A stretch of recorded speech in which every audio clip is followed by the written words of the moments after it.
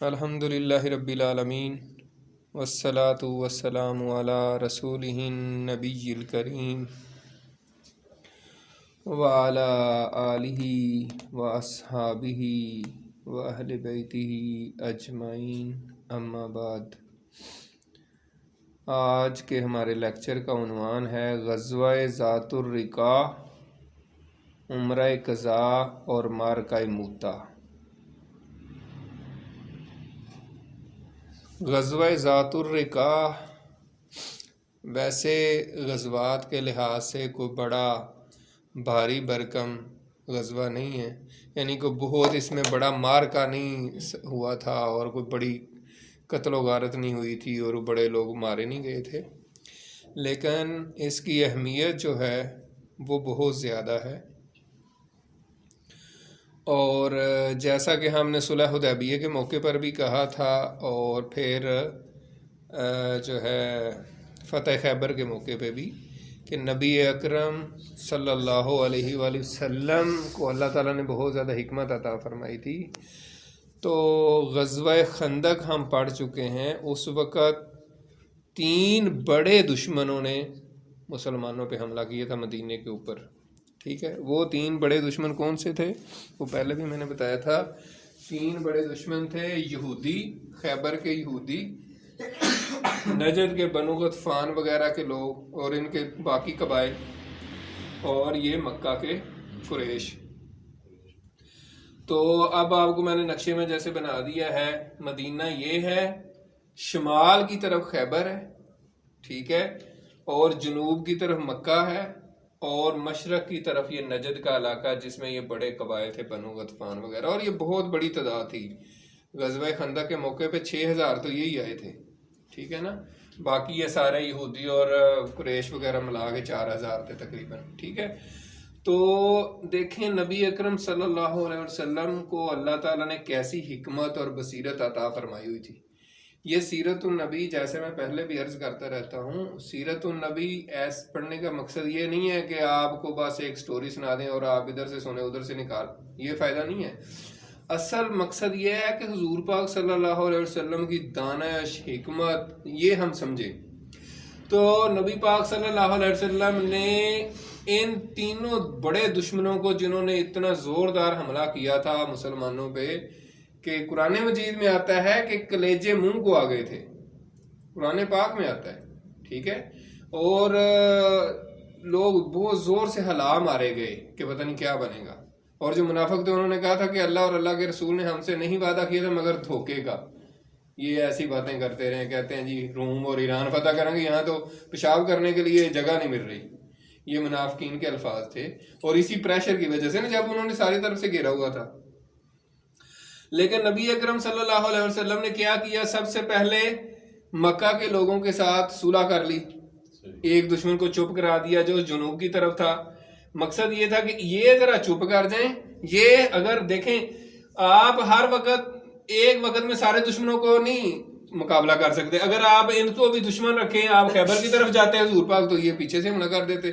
اگر مکہ پہ حملہ کرتے، وہ ان کو کہتے کہ یار حملہ کرو، ٹھیک ہے، ظاہر سی بات ہے، جاسوس تو آ جا رہے ہوتے ہیں، اور ادھر سے یہ حملہ کر دیتے۔ تو نبی اکرم صلی اللہ علیہ وسلم نے پہلے ان سے صلح کی، پھر خیبر کو فتح کیا۔ اب جب یہ صلح میں تھے، یہ فتح ہو گیا، تو یہ دشمن باقی رہ گئے، تو اب ان پہ حملہ کیا آپ صلی اللہ علیہ وسلم نے۔ تو یہ ہے غزوہ ذات الرقاع، ٹھیک ہے جی۔ تو غزوہ ذات الرقاع میں ایک تو یہی حکمت جو میں نے بیان کی ہے، دوسری یہ ہے کہ نبی اکرم صلی اللہ علیہ وسلم کو اطلاع ملی کہ یہ بدو جو ہیں بنو غطفان وغیرہ کے نجد کے علاقے میں، جو مدینہ سے مشرق کی طرف ہے، وہ مدینہ شریف پر دوبارہ سے حملہ کرنے کے لیے جمع ہو رہے ہیں۔ تو پھر اس وجہ سے نبی اکرم صلی اللہ علیہ وسلم نے ان پر حملہ کیا۔ تو اس غزوے کی وجہ جو ہے، وجہ تسمیہ الرقاع، ذات الرقاع کس کو کہتے ہیں، یعنی یہ نام کیوں غزوے کا اس طرح پڑا ہے، تو یہ مشہور ہے، اور اس میں بھی ظاہر حکمت ہے اور صحابہ کرام کی قربانیوں کا ذکر ہے۔ تو حضرت ابو موسیٰ اشعری جو ہے رضی اللہ تعالیٰ عنہ، یہ غزوہ خیبر جس کی ابھی بات کر رہے تھے، اسی موقع پر یمن سے آئے تھے، یمن سے آ کے مسلمان ہوئے تھے. یہ یمنی قبیلے، اشری قبیلہ ہے ایک بہت بڑا، اس کے چشم و چراغ تھے اور وہاں سے آ کے مسلمان ہوئے تھے. تو یہ بھی اس غزوے میں شامل تھے، اور یہ بیان کرتے ہیں کہ جب ہم غزوے کے لیے جا رہے تھے، غزوہ ذات الرقاع کے لیے، تو ہمارے پاس اتنی کم سواریاں تھیں کہ ایک اونٹ کے لیے 6 بندے تھے، یعنی ایک اونٹ کے لیے 6 سواریاں تھیں. ظاہر ہے باری باری بیٹھتے تھے. تو پیدل چل کے ہمارے پاؤں جو ہیں وہ زخمی ہو گئے. ٹھیک ہے، اور صرف زخمی نہیں ہوئے، ناخن جو ہیں وہ اتر گئے، زخمی ہو کے نا ناخن اتر گئے اور خون بہنا شروع ہو گیا پاؤں سے. تو اس وجہ سے اپنے پاؤں پر ہم نے پھر کیا باندھ لیے؟ کپڑے. ٹھیک ہے نا، لپیٹ لیے اوپر نا. ظاہر ہے پھر زخمی تھے تو کچھ نہ کچھ تو بچانے کے لیے آگے، ورنہ تو آپ کو پتہ پاؤں زخمی ہوتا لگے گا تو اور درد بھی ہوتی ہے. تو اس وجہ سے کپڑے باندھنے سے، یا اس کو آپ پنجابی میں ٹاکی یا لیر بھی کہتے ہیں، مطلب اس کو اس طرح اس کے لپیٹ لیا نا، تو اس وجہ سے چیتھڑے، اس کو اردو میں چیتھڑے کہتے ہیں، یعنی کپڑوں کے اس طرح ٹکڑے جو ہے نا. تو کیونکہ عربی میں اس کو الرقاع کہتے ہیں، تو اس وجہ سے اس غزوے کا نام غزوہ ذات الرقاع پڑ گیا. نبی اکرم صلی اللہ علیہ وسلم نے ان پر حملہ کیا. یہ اصل میں بدو تھے اور ان کی کوئی پراپر آبادی نہیں تھی. جیسے مکہ کے لوگ تھے شہر میں آباد ہیں، اسی طرح خیبر کے لوگ ہیں، انہوں نے اپنے محلات بنائے ہوئے تھے، یا گھڑیاں یا جو بھی آپ ان کو کہہ لیں، قلعے بنائے ہوئے تھے. لیکن ان کا کوئی نہیں تھا. یہ بدو خانہ بدو جس طرح ہوتے ہیں، جہاں مرضی بیٹھ گئے، جہاں مرضی. تو ان کو مکمل طور پہ ختم کرنا مشکل تھا، اور ان کا مکمل طور پہ ان کو شکست دینا مشکل تھا. تو ان کے اوپر جب حضور پاک صلی اللہ علیہ وسلم نے حملہ کیا تو یہ آگے سے بھاگ بھوگ گئے. تو مقصد بھی یہی تھا کہ ان کے اوپر پریشر ڈالا جائے اور ان کو جو ہے نا صحرا میں بکھیر دیا جائے. تو آپ صلی اللہ علیہ وسلم نے حملہ کر کے ان کو ارد گرد کے علاقوں میں بکھیر دیا اور ان کے اوپر پریشر ڈالا تاکہ وہ آئندہ مدینے پر حملہ کرنے کی جرت نہ کریں. اسی اثناء میں، اسی غزوے کے موقع پر صحابہ کرام نے ایک مشرکہ عورت کو بھی گرفتار کر لیا. ظاہر ہے جب حالت جنگ ہوتی ہے تو پھر دشمن کا کوئی بھی فرد جو ہے وہ جو بھی گرفتار ہوگا وہ ایک طرح سے غلام بن جاتا ہے. تو اب جو اس کا شوہر تھا اس کو پتہ چلا تو اس نے قسم کھائی کہ میں جب تک مسلمانوں کا خون کسی کا نہ بہاؤں اپنی آرام سے نہیں بیٹھوں گا. یعنی میری عورت کو انہوں نے گرفتار کر لیا تو میں ان کو چھوڑوں گا نہیں. تو صحابہ کرام کو حضور پاک صلی اللہ علیہ وسلم نے رات کے وقت اس نے حملہ کیا، اور صحابہ کرام 2 صحابی تھے، حضرت بشر بن عباد اور حضرت عمار بن یاسر رضی اللہ تعالیٰ عنہما. ان دونوں کو حضور پاک نے پہرے پہ مقرر کیا ہوا تھا. تو پہرا دینا ایک بڑی فضیلت والی بات ہے. تو یہ جو ہے حضرت بشر بن عباد رضی اللہ تعالیٰ عنہ نماز پڑھ رہے تھے، تو وہ دشمن آیا اور اس نے دیکھا کہ ایک بندہ کھڑا ہے، تو اس نے تیر سے حملہ کیا. یہ نماز پڑھ رہے تھے تو انہوں نے تیر جو ہے نا، نماز نہیں توڑی، تیر جو ہے نا وہ توڑ کے پھینک دی. اس نے پھر تیر مارا، انہوں نے پھر نہیں نماز توڑی، اس نے پھر تیر مارا. 3 تیر مارے اس نے، تو یہ نماز پڑھتے رہے، نماز نہیں نہ چھوڑی.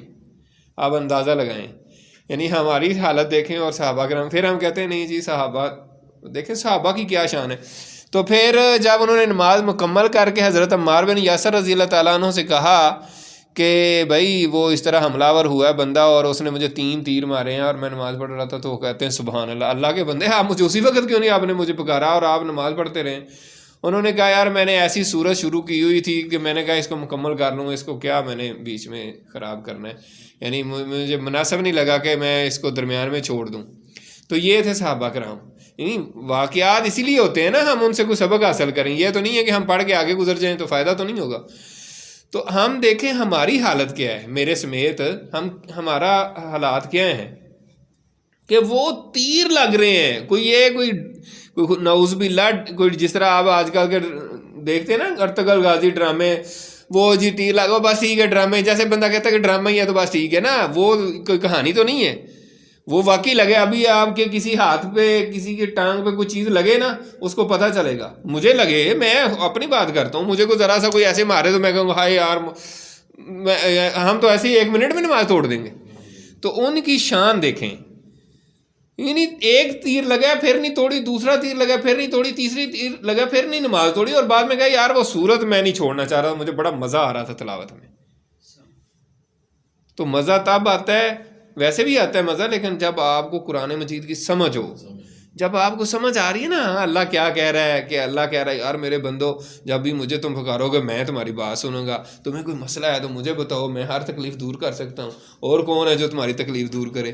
پھر آپ کو مزہ آئے گا. جب آپ ایسے ہی پڑھتے جائیں گے نا ثواب تو ہوگا، لیکن اس طرح وہ ٹیسٹ نہیں آئے گا جو ٹیسٹ آتا ہے پھر جو روح کو مزہ آتا ہے. تو یہ اصل بات ہے. اسی طرح اس میں ایک اور بڑا واقعہ پیش آیا جو اکثر آپ لوگوں نے سنا بھی ہوگا، لیکن عام طور پہ مجھے بھی نہیں اس سے پہلے یاد تھا کہ یہ اس غزوے میں واقعہ پیش آیا تھا. وہ یہ ہے نبی اکرم صلی اللہ علیہ وسلم، صحابہ کرام فرماتے ہیں، حضرت جابر بن عبداللہ رضی اللہ تعالیٰ عنہ بڑے مشہور صحابی ہیں اور ان سے بڑی احادیث مروی ہیں، اور یہ بخاری شریف کی حدیث ہے. بخاری میں یہ واقعہ نقل ہوا ہے. حضرت جابر بن عبداللہ رضی اللہ تعالیٰ عنہ کہتے ہیں کہ جب بھی ہم سفر میں کر رہے ہوتے تھے تو سارے گرمیوں کا آپ کو پتہ ہے عرب میں تو گرمی کس لیول کی ہوتی ہے، شدید ترین ہوتی ہے. تو جب بھی سفر میں پھر دوپہر وغیرہ میں کہیں پڑاؤ ڈالتے تھے، ہر بندہ کوئی درخت ڈھونڈتا تھا کہ کئی درخت ملے اس کا سایہ نا.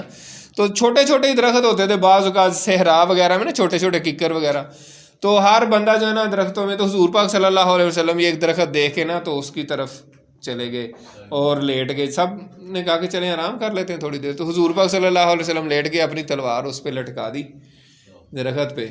تو حضرت جابر بن عبداللہ کہتے ہیں تھوڑی دیر ہوئی تو ہم نے آواز سنی تو ہم حضور پاک کی طرف بھاگے گئے. تو ایک بندہ جو ہے نا ان کے پاس بیٹھا ہوا تھا.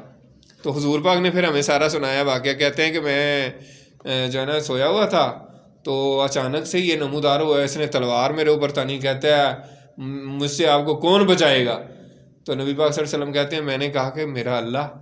تو اس کے ہاتھ سے تلوار گر گئی. تو پھر میں نے تلوار پکڑ لی اور میں نے کہا کہ اب تجھے کون بچائے گا؟ تو اس نے کہا کہ نہیں آپ بڑے اچھے انسان ہیں، اور اس طرح کی باتیں اس نے کی. تو اب میں نے اس کو جو ہے نا یہ اب یہ دیکھیں آپ کے پاس بیٹھا ہوا ہے. تو بہرحال اس پر نبی اکرم صلی اللہ علیہ وسلم نے کوئی غصہ نہیں کیا، پھر کوئی اس کو کچھ نہیں کہا. اسلام اس کے اوپر پیش کیا، لیکن اس نے اسلام تو قبول نہیں کیا فوری طور پہ. لیکن یہ ہے کہ بہرحال اس نے کہا کہ میں آپ سے عہد کرتا ہوں آپ کے خلاف نہیں کسی کی مدد کروں گا، نہ آپ کے خلاف لڑوں گا. بعض روایات میں شاید کہتے ہیں کہ وہ مسلمان بھی ہو گیا تھا بعد میں. تو یہ واقعہ اس میں پیش آیا. اس کے بعد ہے جی عمرہ قضا.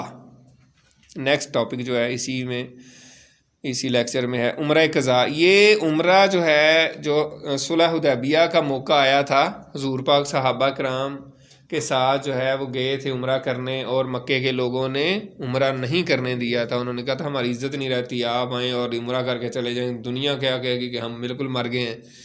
یعنی ان کا پوائنٹ آف ویو اس طرح کا تھا. تو انہوں نے جو ہے نا نہیں داخل ہونے دیا، اور پھر صلح ہو گئی کہ جی 10 سال تک ہماری صلح رہے گی، اور جو ہے نا آپ اگلے سال عمرہ کرنے ہیں. تو پھر اگلے سال نبی اکرم صلی اللہ علیہ وسلم ذی قعدہ کے مہینے میں عمرہ کے لیے نکلے، اور نبی اکرم صلی اللہ علیہ وسلم نے اعلان کروا دیا کہ جو پچھلے سال ہمارے ساتھ گئے تھے وہ لازمی جائیں گے نا. تو اس میں جو فوت ہو گئے تھے، یہ شہید ہو گئے تھے، وہ تو ہو گئے تھے، باقی جتنے باقی بچے تھے، اور اس کے علاوہ بھی کچھ لوگوں نے شمولیت اختیار کی. تو پچھلی دفعہ تو وہ 1400 تھے، یہ بعض روایات میں 1500 صحابہ کرام تھے. تو اب یہ 2000 صحابہ کرام جو ہیں وہ عمرہ قضا کے لیے نکلے. تو اس میں بچے اور عورتیں اس کے علاوہ تھیں. تو جب یہ جو ہے نا مکہ پہنچے ہیں تو انہوں نے کہا، مکے کے لوگوں نے، وہ پہاڑوں پہ چلے گئے. ظاہر سی بات ہے، انہوں نے کہا تھا کہ 3 دن آپ قیام کر سکتے ہیں یہاں پہ، اور پھر آپ عمرہ کر کے چلے جائیں. تو اتنے دنوں کے لیے انہوں نے اپنے لوگوں کو ذرا سائڈ پہ کر دیا تاکہ کوئی کلیش نہ آئے، ٹکراؤ، کوئی لڑائی شڑائی نہ ہو جائے. تو انہوں نے کہا جی، ان کو بھی پتہ چلا تھا، یا جس طرح بھی انہوں نے دیکھا کہ یہ بڑے کمزور سے لگ رہے ہیں، تو انہوں نے کہا جی ان کو تو مدینے کے بخار نے بڑا کمزور کر دیا. تو اس وجہ سے نبی اکرم صلی اللہ علیہ وسلم نے صحابہ کرام سے کہا تھا کہ آپ نے پہلے 3 چکر دوڑ کے لگانے ہیں، اور ایڑیاں اٹھا کے بھی کہا جاتا ہے، جس کو رمل کہتے ہیں. اور ہم جو بھی عمرہ کرتے ہیں وہ ایسے ہی کرتے ہیں، اور یہ نبی پاک صلی اللہ علیہ وسلم کی سنت ہے، صحابہ کرام کی سنت ہے. اور اصل اس کی سٹارٹ جو کرنے کی وجہ یہ تھی، اور مکے کے لوگ اس سائڈ پہ کھڑے تھے، وہ پہاڑ تھا اوپر، کیکا اس کا نام تھا پہاڑ کا، تو اس پہ کھڑے تھے. اور اس وجہ سے جب اس سائڈ پہ جانا تھا، یعنی شام کی طرف والے علاقے میں تو آپ نے کہا کہ اس وقت آپ نے تیز بھاگنا، یمن کی سائڈ پہ آ جائیں تو بے شک آرام سے. تو یہ اصل اس کی ریزن ہے. تو صحابہ کرام نے اسی طرح جو ہے نا بھاگ کے عمرہ کیا. تو پھر انہوں نے جب دیکھا تو انہوں نے کہا یار یہ تو ہم سمجھ رہے تھے کمزور ہو گئی، یہ تو بڑے مضبوط ہیں. تو دشمن کے اوپر روب ڈالنا بھی ایک سنت رسول ہے. دشمن کے سامنے اپنے آپ کو کبھی بھی کمزور نہیں کرنا چاہیے اور اپنے آپ کو کمزور نہیں سمجھنا چاہیے اور اپنے آپ کی کمزوری نہیں شو کرنی چاہیے. اور یہ بھی ایک سبق اس میں ملتا ہے کہ جب صحابہ کرام کو حضور پاک صلی اللہ علیہ وسلم اس طریقے سے ٹرین کر رہے ہیں تو امت مسلمہ کو بھی چاہیے، امت مسلمہ کے جتنے بڑے لیڈر ہیں، جتنے بڑے قائدین ہیں، ان کو بھی یہ چاہیے کہ وہ بھی مسلمانوں کی کمزوریاں نہ بتایا کریں. نہیں جی ہم تو مسلمان ایسے ہیں، ہمارے پاس تو کچھ نہیں ہے، ہم تو لڑ ہی نہیں سکتے، ہمارے پاس تو یہ نہیں ہے، ہماری اکانومی یہ نہیں ہے. اس طرح کی باتیں کرنا سنت کے خلاف ہے. مسلمانوں کی کمزوریاں دشمن کو نہیں بتانی. آپ بس یہ بتائیں کہ ہم کر سکتے ہیں، یعنی خواہ مخواہ کمزوریاں دشمن کو نہ بتائیں، اپنے آپ میں بتائیں ایک دوسرے کو، یار ہم کیا کر سکتے ہیں، ہم لڑ سکتے ہیں نہیں لڑ سکتے، وہ ایک علیحدہ بات ہے. لیکن دشمنوں کو بتانا، کافروں کو بتانا، یہ کہنا جی ہندوستان کا ہم مقابلہ نہیں کر سکتے، ان کی تو اتنی بڑی فوج ہے، وہ اتنا بڑا ملک ہے، تم کیا ہو، یہ جو ہے نا صحیح طریقہ نہیں ہے، اسلامک بزدلی کی بات ہے. اس کے بعد بہرحال یہ ہے کہ آپ صلی اللہ علیہ وسلم نے طواف کیا، عمرہ کیا، سعی وغیرہ کی اور پھر قربانیاں کی کوہ مروہ پہ جا کے، اور پھر صحابہ کرام نے سر منڈائے اور جو ہے نا عمرہ مکمل کر لیا. اس کے بعد اگلا جو ہمارا ٹاپک ہے وہ ہے معرکہ موتا. یہ معرکہ جو ہے بہت اہم اس حوالے سے ہے کہ اس میں مسلمانوں نے بہت شاندار تاریخ رقم کی ہے اور ایسا معرکہ لڑا ہے کہ تاریخ انسانی میں شاید اس طرح کی مثال آپ کو بہت کم ملے گی. اس کا سبب کیا تھا؟ اس کا سبب یہ تھا کہ حضور نبی اکرم صلی اللہ علیہ وسلم نے ایک سفیر صحابی یعنی ایک صحابی کو خط دے کر بھیجا تھا. ان کا نام تھا حارث بن عمیر، اور جو ہے نا وہ شام کے بادشاہ کے لیے خط بھیجا تھا. تو حاکم بصرہ جو ہے اس نے ان کو گرفتار کر لیا اور پھر بعد میں ان کو شہید کر دیا. شرحبیل اس کا نام تھا، جس کو شرجیل عام طور پہ ہم اپنے یعنی عام محاورے میں پڑھتے بولتے لکھتے ہیں، لیکن اصل وہ عربی نام ہے اور شرحبیل اس کا صحیح پروننسیشن ہے. تو بہرحال یہ ہے کہ نبی اکرم صلی اللہ علیہ وسلم کو جب اس بات کا پتہ چلا تو یہ پوری دنیا میں حضور پاک سے پہلے سے ہی یہ بات ہے اور اب بھی ہے کہ کوئی بھی بندہ کسی کے سفیر کو قتل کرے تو یہ اعلان جنگ ہوتا ہے. یعنی وہ ایک عام بندہ نہیں ہوتا، وہ اصل میں وہ پورا ملک ہوتا ہے. پاکستان کا اگر کہیں سفیر ہے اور اس کو کوئی نقصان پہنچاتا ہے تو اس کا مطلب اس نے ڈائریکٹ پاکستان پہ حملہ کیا ہے، وہ ایک بندے کو نہیں اس نے مارا. دنیا کا کوئی بھی سفیر ہو، ٹھیک ہے، تو ہاں تو وہ یہ ہے کہ وہ اعلان جنگ سمجھا جاتا ہے. ٹھیک ہے، تو جب انہوں نے نبی اکرم صلی اللہ علیہ وسلم کے سفیر کو یوں قتل کر دیا تو یہ اعلان جنگ تھا. تو اس وجہ سے نبی پاک صلی اللہ علیہ وسلم نے پھر ایک غیرت اسلامی بھی جو ہوتی ہے، یعنی کہ اب بنتا تھا کہ ان کے اوپر حملہ کیا جائے، تو آپ نے صحابہ کرام کو کہا کہ ان سے بدلہ لینا ہے. تو 3000 کا لشکر جو ہے نا نبی اکرم صلی اللہ علیہ وسلم نے بھیجا ان سے بدلہ لینے کے لیے، اور کہا کہ وہاں جا کے جہاں پہ صحابی قتل ہوئے ہیں وہاں جا کے آپ نے پہلے سب سے اسلام کی تبلیغ کرنی ہے، اسلام کی دعوت دینی ہے. اگر اسلام قبول کر لیں پھر ہمارا کوئی جھگڑا نہیں ان کے ساتھ، اگر نہیں تو پھر آپ نے لڑائی کرنی اور اللہ کا نام سر بلند کرنا ہے. لیکن صحابہ کرام جب یہ پہنچے ہیں وہاں پہ تو ان کو اندازہ ہی نہیں تھا، بالکل ان کے لیے بہت اچانک سے انہوں نے آگے دیکھا تو روم کا جو بادشاہ ہے ہرقل، وہ 1,00,000 فوج کے ساتھ وہاں موجود ہے، اور 1,00,000 جو ارد گرد کے وہاں کے عرب قبائل تھے جو شام کے علاقوں میں غسانی قبائل ان کو کہا جاتا ہے، اور یہ بھی روم کے زیر کنٹرول علاقے تھے، یعنی ان کی سلطنت کا حصہ سمجھے جاتے تھے. وہ بھی 1,00,000 کی فوج لے کر ان کے ساتھ شامل ہو گئے تھے یا ہو رہے تھے. تو صحابہ کرام کے لیے یہ بڑی اچنبھے اور حیران کن بات تھی. لیکن اسی جب حضور پاک صلی اللہ علیہ وسلم نے غزوے کے لیے بھیجا ہے تو آپ صلی اللہ علیہ وسلم کو تو اللہ تعالیٰ ظاہر غیب کی خبریں بتا دیا کرتا تھا. تو حضور پاک صلی اللہ علیہ وسلم نے کلیئرلی تو نہیں بتایا تھا، لیکن آپ نے فرمایا اس غزوے کا، اس لشکر کا امیر بنایا تھا حضرت زید بن حارثہ رضی اللہ تعالیٰ عنہ کو، جو کہ آپ کے منہ پہ بیٹے بھی تھے. پھر اللہ تعالیٰ نے حکم نازل کیا تھا کہ منہ والا بیٹا نہیں، یعنی جو بھی ہے اسلام میں بھائی ہے، آپ بیٹا نہیں، مطلب وہ اس طریقے سے نہیں ہوگا. تو بہرحال آپ صلی اللہ علیہ وسلم کے بڑے چہیتے تھے اور بڑے محبوب تھے، اور ان کے بیٹے اسامہ بن زید بھی آپ صلی اللہ علیہ وسلم کے بہت محبوب تھے. تو نبی اکرم صلی اللہ علیہ وسلم نے جب ان کو بھیجا لشکر میں، تو آپ نے فرمایا سارے صحابہ کو کہ اگر زید بن حارثہ شہید ہو جائیں تو پھر ان کی جگہ جو ہے نا جعفر رضی اللہ تعالیٰ عنہ، جعفر بن ابی طالب، ٹھیک ہے نا، حضرت علی رضی اللہ تعالیٰ عنہ کے بھائی جو ہیں وہ کمانڈر ہوں گے. اگر یہ شہید ہو جائیں تو پھر حضرت عبداللہ بن رواحہ جو انصاری صحابی تھے یہ کمانڈر ہوں گے. ٹھیک ہے، تو اس طریقے سے آپ صلی اللہ علیہ وسلم نے پہلے بتا دیا. تو ظاہر ہے نبی صلی اللہ علیہ وسلم نے جب اس طرح بتایا ہے تو اس کا مطلب کیا تھا، تو وہ ایسا ہونا تھا. تو ایسا ہی ہوا. جب انہوں نے دیکھا کہ یار یہ تو 2 لاکھ کی فوج ہے سامنے اور ہم 3000 ہیں، تو صحابہ کرام بڑے پریشان ہوئے. 2 راتیں تو یہ سوچتے رہے کہ کیا کریں، جنگ کریں نہ کریں. پھر کچھ مشورہ ہوا کہ حضور پاک صلی اللہ علیہ وسلم کو خط لکھتے ہیں اور خط لکھ کے پوچھ لیتے ہیں کہ کیا کریں. ٹھیک ہے نا، جنگ ان سے کریں یا واپس آ جائیں. ظاہر سی بات ہے یہ ہمارے تو وہم و گمان میں بھی نہیں تھا کہ 2 لاکھ آگے فوج ہوگی، ہم 3000 ہیں. 66 بندے جو ہے نا، 66 بندے ایک بندے کے مقابلے میں آ رہے ہیں. اگر 1 لاکھ اور 3000 پھر تو سیدھا سیدھا وہ ہے نا 30 کے قریب بندے بنتے ہیں. ٹھیک ہے، تو اب بڑے صحابہ کرام پریشان تھے کہ کیا کریں. تو اسی پہ حضرت عبداللہ بن رواحہ رضی اللہ تعالیٰ عنہ جو تیسرے نمبر پہ جس کے بارے میں کہا گیا تھا انصاری صحابی، انہوں نے بڑا جوش دلایا. انہوں نے کہا کہ آپ یہاں کس لیے آئے ہیں؟ شہادت کے لیے آئے نا. مسلمان کا مقصد تو شہادت ہوتا ہے، اللہ کا کلمہ بلند کرنا ہے. اور ہم کوئی تعداد کی وجہ سے یا قوت کی وجہ سے تو نہیں لڑتے کہ ہماری تعداد کتنی ہے. ہم تو اللہ کی رضا کے لیے، اللہ کے دین کے لیے لڑتے ہیں. تو لہٰذا اس کی پرواہ نہ کرو اور ڈٹ جاؤ. تو سارے صحابہ نے کہا ٹھیک ہے. اب مطلب دیکھیں ان کا لیول چیک کریں. انہوں نے یہ نہیں ہے کہ بیچ میں کچھ لوگوں نے کہا ہوگا نہیں بھائی ہم سے تو نہیں لڑا جاتا، پاگل ہیں، تمہاری عقل ماری گئی ہے، تم خودکشی کرنا چاہ رہے ہو. نہ، انہوں نے ایسی بات ہی نہیں کی. کہاں 2 لاکھ لشکر ایک طرف اور کہاں 3000، اندازہ لگائیں. تو پھر یہی طے ہوا اور پھر اگلے دن جو ہے نا وہ جنگ شروع ہو گئی. اب جب جنگ شروع ہوئی تو صحابہ کرام نے بڑا کمال، جرأت اور بہادری سے مقابلہ کیا ان کا، اور جنگ جاری رکھی. تو اس میں پھر وہی ہوا، حضرت زید بن حارثہ جو ہے نا لڑتے لڑتے شہید ہو گئے. جھنڈا ان کے ہاتھ سے گر گیا.